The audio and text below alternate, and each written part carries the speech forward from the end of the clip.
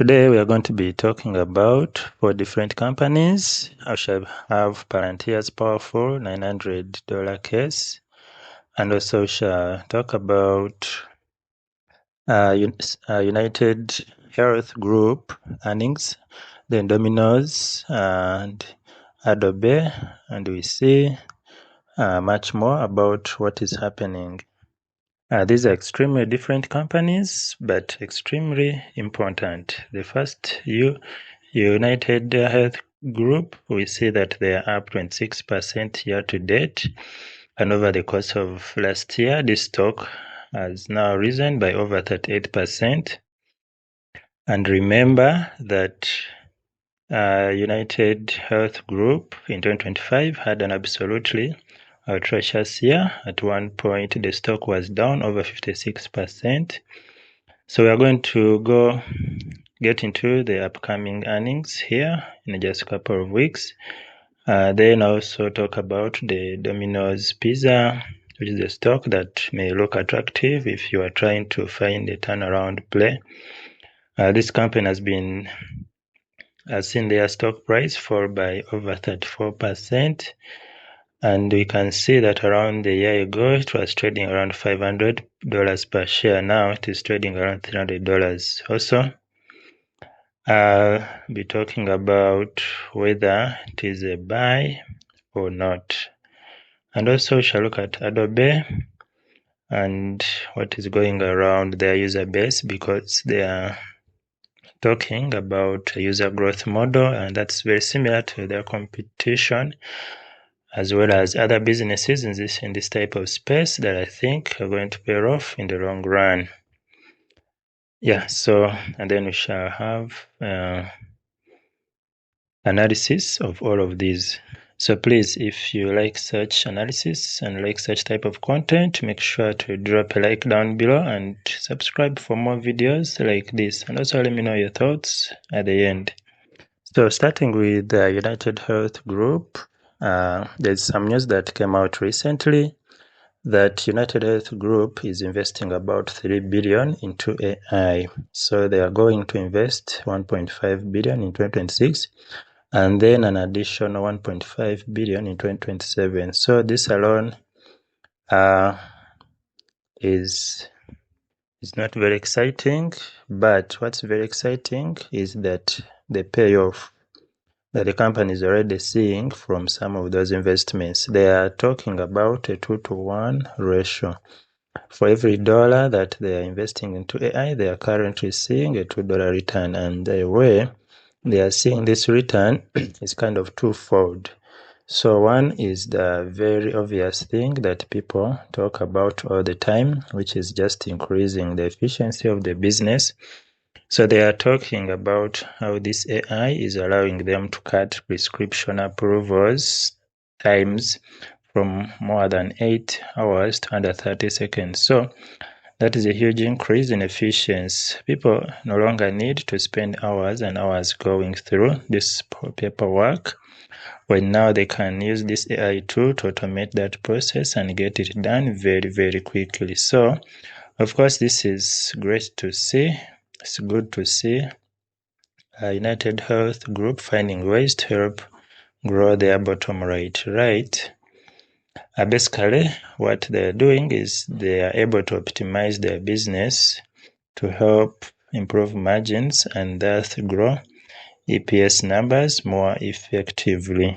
Right now, Q2 earnings are set to be announced Thursday, July 16th. So the stock has advanced to a 52-week high of $134.3 ahead of the company's scheduled July 16th fiscal Q2 earnings release. Now, RBC lifted its price target of UNH to 463 from 400 while maintaining its outperform rating. And right now, analysts are anticipating that revenue will come in around 110.82 billion. So that's down around 0.71% year over year. And then the EPS will come in around $4.85. That is an increase from a year ago when they put up $4.8. Now, I do think that both of these numbers could be low, and the reason that I think that is because in the first quarter, we saw revenue coming at 111.7 billion, and that was great. That was growth of 2% year over year. So keep in mind, analysts are probably pricing in numbers because at the start of the year, UNH projected that revenue was going to decrease in 2026. So expectations this year were very low for the company. So what do I expect? With UNH putting up 2% growth in the first quarter, that here over the next few quarters, we see somewhere around probably maybe 1.5% growth this quarter, all the way up to potentially maybe 2 and 2.5 or 3% growth. So that's the reason why I think that NH could come through and beat on their top line. But the reason I think UNH could come through and beat the numbers from their bottom line is because what we saw in 2025 is that each and every quarter UNH was having to come through and drop their full year EPS estimate. So they got it all the way down to around $16.25 by the fourth quarter, and it turned into a disaster of a year. However, it's ultimately going to come down to though, is this ratio down here, the medical care ratio. So ultimately what we need to see is UNH stay in a range between an 80 and an 85% for their Medicare, medical cost ratio, whatever you want to call it. And basically this ratio needs to stay in that range of 80 to 80%. Now coming to Domino's. Domino's has the ticker symbol of DPZ. Obviously, everyone knows what their business model is. They sell pizza. They have so many different stores around the country, and even talking about expanding to other parts of the world, most notably China. And right now, this company has a market cap of over 10 billion. So people look at the stock and they see the stock price has fallen significantly. They see the valuation dropping significantly, as well as earnings continuing to grow. And they automatically think this could be a huge opportunity. They think this stock could turn around massively, and it may turn into a double up, maybe a triple up if you're super lucky. But for Domino's, I think a triple up would be pushing your luck. But maybe the stock goes back to $500. Maybe it even goes to $700 because they have grown their earnings so much over the last few years. But what you need to keep in mind with this company is the fundamentals. So according to some research, Domino's is still growing their bottom line numbers, and looking at the PG ratio sitting at around 1.15, and their PE ratio sitting at the lowest we have seen over the course of the last year and a half. The reason for that, again, comes back to investors questioning top-line growth. If a company cannot grow their top line over time, eventually they will not be able to grow their bottom-line numbers.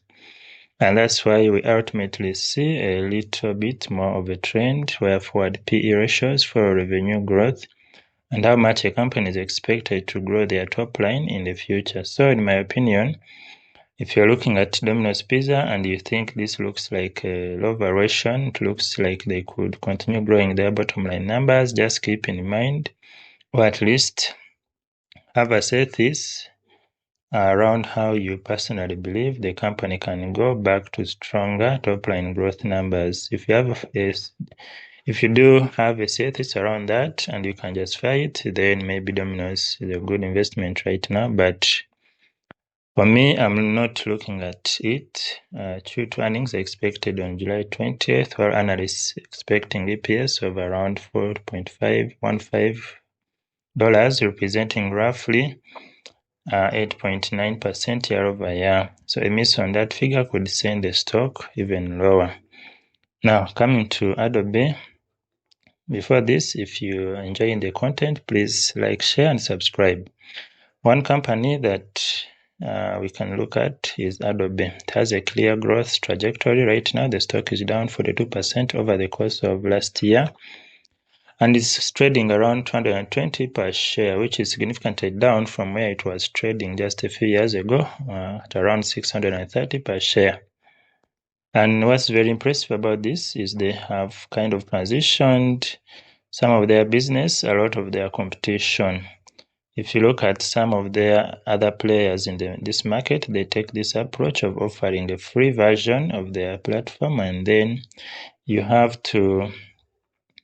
these ads on that are more premium. So they call this a premium strategy. So they have this premium creative kind of side of their platform, and to grow by over 90 million.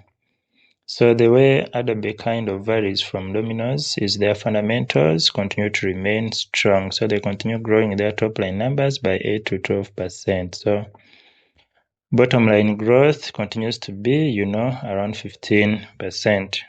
Adobe's second quarter revenue grew by 12.7% year over year as reported to 6.62 billion, while non-GAAP operating margin was 44.5%. So revenue was better than expected. The company raised its revenue guidance for fiscal year 2026 to a range of 26.5 billion to 26.6 billion from its previous outlook to 25.9 billion to 26.1 billion. So the fundamentals are a lot more attractive to me personally, and I think you should do more research about this. Now coming to Palantir, this is one of those companies that almost no one can price, and we see Wall Street has got more price ranges from 90 to 255. Same company, same financials, same stock, but there's no small disagreement. There is a wide valuation war. So the real question isn't whether Palantir is a good company anymore. It is actually impressive company. It is whether the stock can still climb towards the $900 case. And for those truly bullish, that's a more powerful long-term case that could take this stock over the next 3 to 5 years without sounding crazy, but we'll get to that. So Palantir closed at around 126.79 on July 10th, trading around 128 to 129 in recent sessions, down roughly 37% from its 52-week high of 207.52 set back in November 2025. Now, the most bullish targets so far are at around 230, while the most cautious ones are down near 90. So there is a spread of over 2.5 between the low targets and the high targets. But what's more tricky here is the valuation. Palantir isn't being judged like an average software company because investors are already treating it like a future operating system for AI. Well, at least the optimistic ones are. And that difference matters because Palantir isn't trading like a slow-growing software company. It's trading like one of the most important AI platforms ever. And so if the bulls are right, a 900 plus may not be far away. Now, so what's driving Palantir growth? Well, really it comes down to government and commercial AI. Over time, Palantir software has become the layer that defense agencies, intelligence operations, hospitals, and banks actually use to run important operations. And on the commercial side, its AI platform keeps turning trials into paying customers. So that's exactly what the bulls want to see, and they don't want a company simply yakking about AI on earnings calls. They actually want to see AI turning into contracts, usage, revenue, and free cash flow. And that brings me to the recent NVIDIA deal because that's actually worth slowing down for a moment. In late June of 2026, Palantir and NVIDIA teamed up to deliver an intelligent engine for running NVIDIA's AI and Nemotron open models inside several environments with a focus on US government agencies and critical infrastructure. That's a huge deal because sensitive information never has to leave the building. Agencies can now run powerful AI in secure, air-gapped environments. And for Palantir, The deal works like a big fat stamp of approval. It tells investors that Palantir is still sitting in the part of the AI market where the serious high-value work actually happens, and the kind that gets used in government, security, healthcare, and even physical financial systems. So if you're bullish on Palantir stock, that's the part of the story that you probably care about the most. Fast growth, fat margins, and real AI demand. That's the version of Palantir where a $900 per share can look much possible. And so let me know your thoughts about all these stocks. And also, if you enjoy the breakdowns, please like, share, and subscribe. And also, please, do you think Palantir will hit this case? And remember to put God first in whatever you do. Thank you. See you then.